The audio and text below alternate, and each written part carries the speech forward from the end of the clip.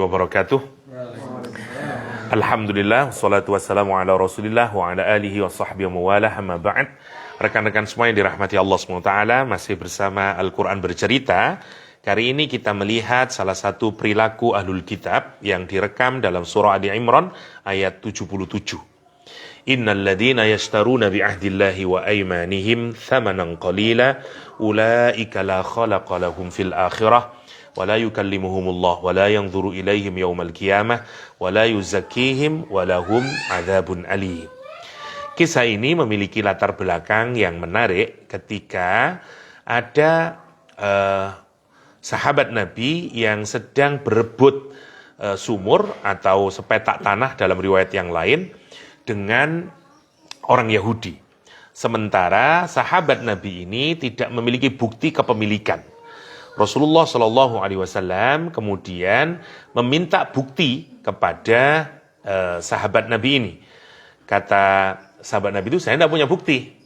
Nah, sementara yang menyangka bahwa atau yang menganggap bahwa sumur tersebut adalah miliknya dia atau tanah tersebut adalah tanahnya dia, itu diminta oleh Rasulullah untuk bersumpah. Lah, katanya sahabat Nabi ini, lah kalau engkau menyuruh dia bersumpah, dia ini pembohong ya Rasulullah. Kalau hanya sekedar untuk bersumpah, dia mau aja bersumpah gitu. Lah, Rasulullah SAW tetap, karena kalau kita sama-sama tidak punya bayinah, tidak ada proof, tidak ada bukti, kata dia, ya itu salah satunya adalah ya harus bersumpah. Ya, misalnya dia menyatakan, ya Rasulullah, mali bayyinah wa in taj'alha biyaminihi tadhhabu bi'ri, kata dia. Lah kalau Anda menjadikan sumpahnya dia sebagai kepemilikan, hilanglah sumur saya, kata dia. Padahal itu sumur saya aslinya. Cuman saya tidak punya. Kenapa, kata dia? Karena musuh saya ini adalah seorang yang fajir, kata dia. Faqala Rasulullah SAW, Rasul kemudian menyatakan, siapa yang mengambil harta seseorang, orang muslim dengan cara yang tidak hak, nanti dia akan menemui Allah SWT, wa huwa alaihi ghadban. Dan Allah terhadap orang tersebut nanti marah kepada orang tersebut yang mengambil hartanya orang muslim dengan cara yang tidak halal. Nah, ayat ini, background ini kemudian menjadi latar dari ayat yang kita kaji ini.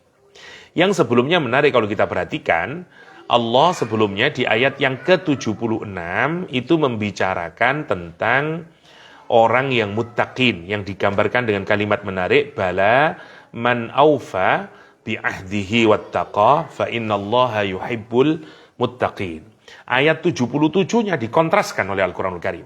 Dan ini salah satu kebiasaan Al-Quranul Karim untuk mengontraskan. Kalau Al-Quran bicara tentang orang muttaqin, kemudian bicara tentang lawannya, biar kelihatan tegas beda antara muttaqin dan ghairul muttaqin. Ya. Misalnya di sini kalau kita lihat rumusnya, di ayat yang 76 kita diberitahu bahwa cara untuk mendapatkan mahabbahnya Allah SWT ada dua hal. Satu, aufa. Dua, ittaqa. Karena Quran menyatakan bala man aufa bi ahdihi wattaqa fa innallaha yuhibbul muttaqin. Jadi satu, penuhi janjinya kepada Allah SWT, yang pertama, semua janji kita kepada Allah SWT, yang pertama, kemudian bertakwa, dapat mahabbah, di ayat 76-nya. Di ayat 77-nya, kita sekarang dihadapkan kepada salah satu mentalitas yang dimiliki oleh orang-orang Yahudi, ya, yang menarik. Quran menyatakan, mereka ini menukar atau menjual janjinya dia kepada Allah SWT, sumpahnya dia, dengan apa? Samanan qalila. Seperti yang diskusi kita kemarin, ya. Ini bagian dari yastaruna bi ayatillah samanan qalila. Kalau ayat Quran itu ditafsirkan dengan seenak jidatnya karena hanya untuk memperoleh samanan qalila, kali ini kita melihat model keberagamaan orang Yahudi yang digambarkan oleh surah Ali Imran ayat 77 ini, mereka bahkan dengan mudahnya bersumpah. Nah, ini menjadi terang benderang bagi kita, ya. Ada sekian banyak perilaku keagamaan yang orang berani bahkan bersumpah atas nama Allah, menggunakan sumpahnya hanya untuk mendapatkan samanan qalila. Ini yang menarik untuk kita perhatikan. bagaimana orang yang menggunakan janjinya kepada Allah, sumpahnya kepada Allah SWT hanya untuk memperoleh perolehan duniawi. Jadi nanti kita akan melihat ada model keagamaan yang orang mencari perolehan duniawi dari keberagamaan ini dan menggunakan kalimat-kalimat keagamaan untuk mendapatkan keuntungan duniawi. Ya. Seperti misalnya ada kursus bertemu dengan Allah 30 hari. Dulu membayar, seingat saya 1,5 juta di Jakarta. Jadi 30 hari bertemu Allah. Ya. Kelompoknya namanya Liqa Allah di Jakarta. Ya. Kita ini berpikir ini orang menggunakan nama Allah hanya untuk sebenarnya apakah dia benar-benar mengantarkan orang untuk makin taqarrub kepada Allah atau sebenarnya dia hanya ingin mendapatkan thamanan qalilah. Ini yang menarik untuk kita pikirkan ya. Salah satu mentalitas gambaran dari cara keberagaman orang Yahudi adalah mereka ini sangat materialistis sebagai lawan dari ad-dhallin yang sangat spiritualistis. Jadi memang karakter orang Yahudi gambarannya di dalam Al-Quran adalah materialistis. Sehingga agama hanyalah menjadi wasilah untuk menumpuk kepentingan material. Keuntungan material. Itu yang kenapa mereka melakukan tahrif, berani bersumpah dan menyelisih sumpahnya misalnya dan seterusnya. Karena tujuan mereka beragama adalah untuk mendapatkan keuntungan duniawi. Sampai ayat-ayat yang berkenaan dengan neraka dan seterusnya dibuang, tidak lain dan tidak bukan adalah ya karena dia tidak mau beragama itu akan membuat dia ketakutan dan seterusnya dan tidak memberikan kebahagiaan di dunia. Oke, mari kita telusuri ayat ini lebih jauh. Yang pertama, Al-Quran menyatakan ada orang-orang yang kata Allah SWT, yastaruna bi'ahdillah wa aimanihim. Orang yang menukar atau membeli janjinya Allah. Apa janjinya Allah dan sumpahnya dia ini? Para ulama tafsir paling tidak membedakan menjadi 3. Yang pertama, janji dia dengan Allah SWT. Ketika misalnya kita bersyahadat. Nah, orang kan berjanji sebenarnya ketika kita menyatakan asyhadu an la ilaha illallah, asyhadu anna Muhammadur Rasulullah, kita sebenarnya sudah dituntut untuk memiliki kesesuaian antara ucapan kita, deklarasi of faith kita dengan perilaku kita. Ya, yang pertama, ada janji antara Allah dengan seluruh umat manusia. Ya, yang biasanya kita sadari terjadi di alam ruh, tapi bukan yang sana ya. Jadi ini terjadi di zaman azali ketika diminta kesetiaan kita untuk alastu bi rabbikum, semua arwah menyatakan qalu bala syahidna. Yang ketiga ada janji oleh para nabi sebagaimana diungkapkan dalam Al-Qur'an ya, wa id akhadallahu mitsaqan nabiyyina lama ataitukum min kitabi wa hikmah ila akhirih ya. Jadi ada janji Allah kepada kita berjanji dengan Allah, ada janji Allah dengan seluruh umat, kita berjanji dengan seluruh manusia berjanji kepada Allah, ada nabi berjanji kepada Allah Subhanahu wa taala dengan kalimat qalu aqrarna. Kalau para anbiya ya, qala fashhadu wa ana ma'akum minasy syahidin. Oke. Lah ini lihat, orang itu di ayat ini digambarkan yang menjual janjinya Allah dan sumpah mereka untuk mendapatkan samanan qalila. Begini ya. Agama itu menariknya memiliki potensi untuk membuat sesuatu yang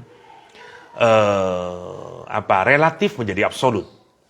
Agama itu membuat orang yang less otoritatif menjadi otoritatif.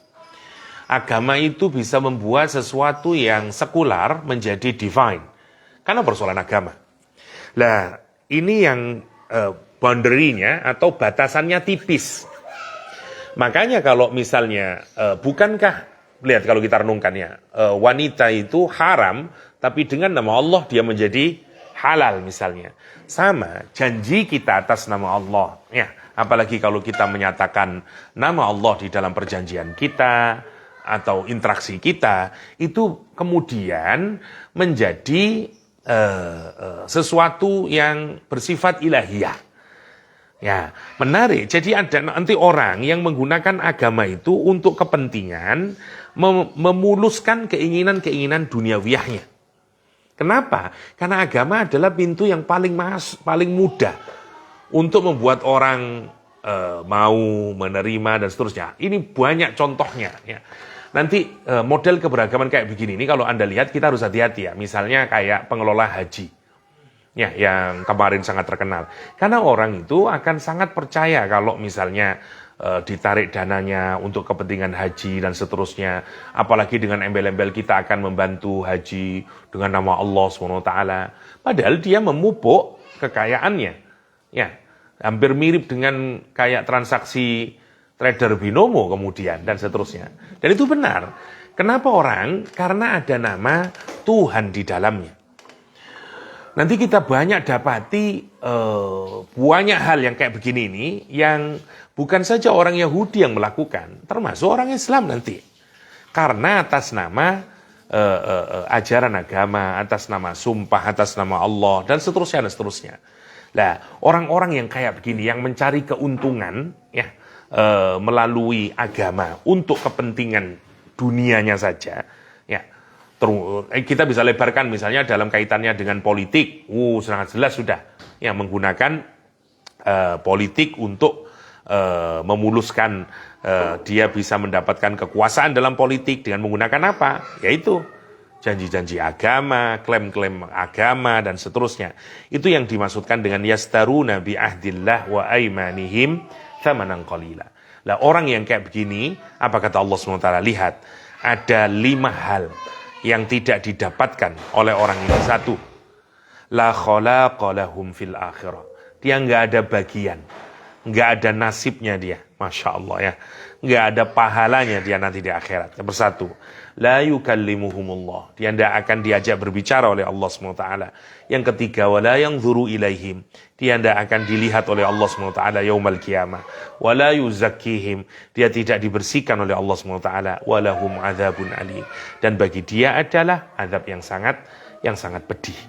Masya Allah ya. Ini lagi-lagi kita diceritakan oleh Al-Quran salah satu mentalitas ya dalam beragama yang menggunakan cara-cara beragama, tapi sebenarnya dia tidak sedang memperjuangkan agama, tapi dia hanya untuk memperoleh thamanan qalila. Apalagi case-nya seperti tadi ya, tanah atas nama sumpah, padahal dia bukan tanahnya sendiri dan seterusnya. Ini menjadi renungan kita bahwa kita ini beragama bukan untuk memuluskan perolehan-perolehan duniawi kita ya.